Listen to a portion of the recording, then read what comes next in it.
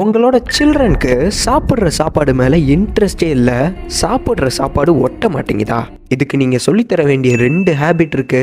அவங்க லைஃபையே மாத்திரும். ஒரு ஹியூமன்ஸ்க்கும் யூனிக்கான ஃபிங்கர் பிரிண்ட் இருக்கிற மாதிரி ஒருத்தவங்களோட ஸ்கின்ல இருக்கிற மைக்ரோ பாக்டீரியாவும் யூனிக்கா இருக்கும். அதனால தான் சில பேர் சமைச்சா அவங்க கைப்பக்குவம் தனின்னு சொல்லுவாங்கல்ல.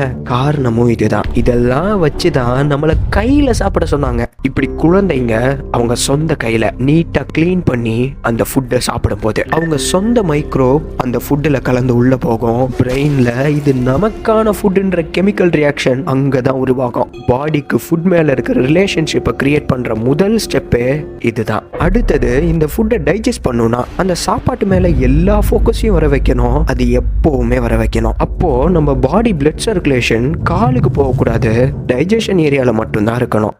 அது நம்ம சமணங்கால் போடும்போது நடக்கும். ஃபுல் ஃபோக்கஸ் கிடைச்சு சாப்பாடோட நியூட்ரியன்ட் உடம்புல அப்சர்வ் ஆகும். இது உங்க சில்ட்ரனுக்கு 1.5 வயசுல இருந்தே பழக்கிட்டு வந்தீங்கன்னா ஃபுட்டோட அட்டாச் ஆகி லைஃப் முழுக்க அவங்களுக்கே ஃபுட் மேல ஒரு இன்ட்ரெஸ்ட் வந்துடும். உடம்புல ஒட்டி டைஜஷன் நல்லா இருக்கும். என்ன ஹெல்த்தியா சாப்பிடலாம் உங்க சில்ட்ரன்ஸ் பத்தி தெரிஞ்சுக்க வர வீடியோஸ்ல சொல்லிட்டு இருக்கோம். பேஜை ஃபாலோ பண்ணிக்கோங்க.